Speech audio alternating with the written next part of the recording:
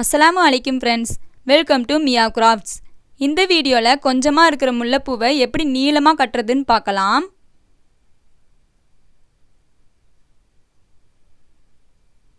இந்த மாதிரி உள்ளன் த்ரெட் எடுத்துக்கணும். த்ரெட்டு வந்து கொஞ்சம் தின்னாக எடுத்துக்கோங்க, அப்போ தான் ஃப்ளவர் வந்து அருகாமல் இருக்கும்.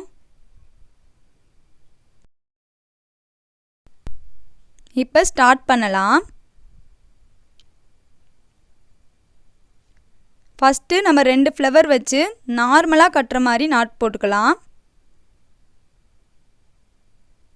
நம்ம நார்மலாக பூ கட்டுற மாதிரியே மேலே ஒரு ஃப்ளவர் கீழே ஒரு ஃப்ளவர் வச்சு நாட் போட்டுக்கலாம்.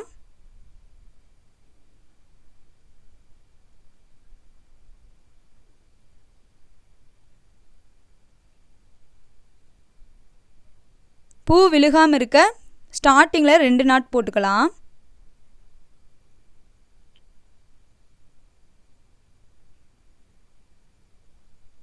இப்போ கீழே இருக்கிற ஃப்ளவரை சைடில் வர மாதிரி அட்ஜஸ்ட் பண்ணி விட்டுக்கலாம்.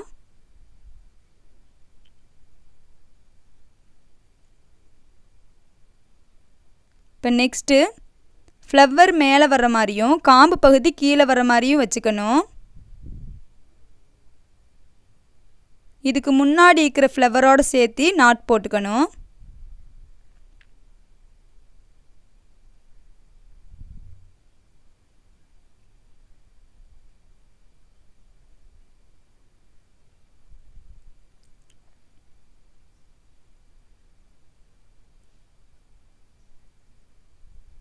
நெக்ஸ்ட்டு ஃப்ளவர் கீழே வர மாதிரி இருக்கணும்.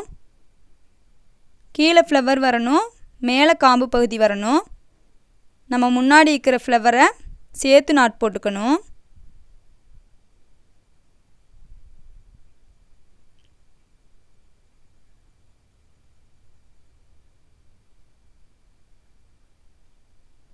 நெக்ஸ்ட்டு மேலே ஃப்ளவர் வச்சுக்கணும்.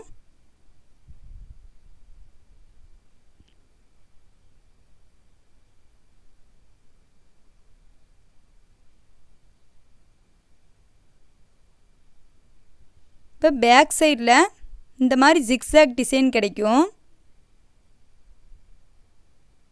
ஃப்ரண்ட்டில் இந்த ஷேப்பில் இருக்கும்.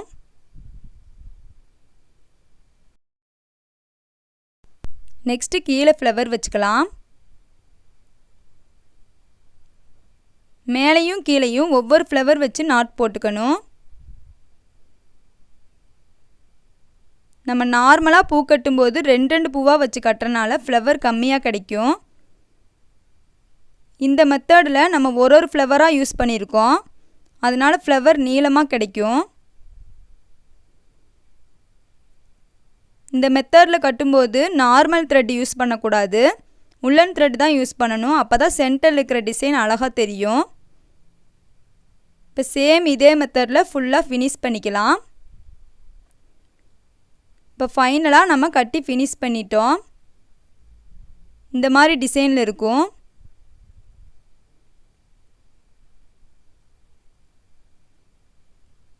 பேக் சைடில் இந்த டிசைன் இருக்கும். நம்ம பேக் சைட்லேயும் இந்த மாதிரி பூ வச்சுக்கலாம். அப்படி இல்லைன்னா ஃப்ரண்ட்டில் இருக்கிற டிசைனை வச்சும் பூ வச்சுக்கலாம், நம்ம சாய்ஸ் தான்.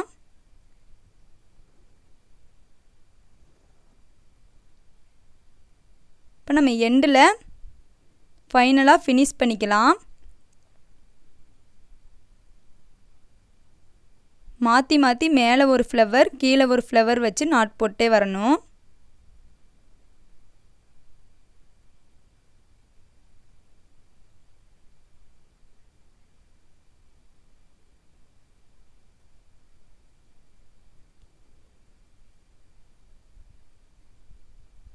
இப்போ லாஸ்ட் பார்ட் நம்ம வந்துட்டோம்.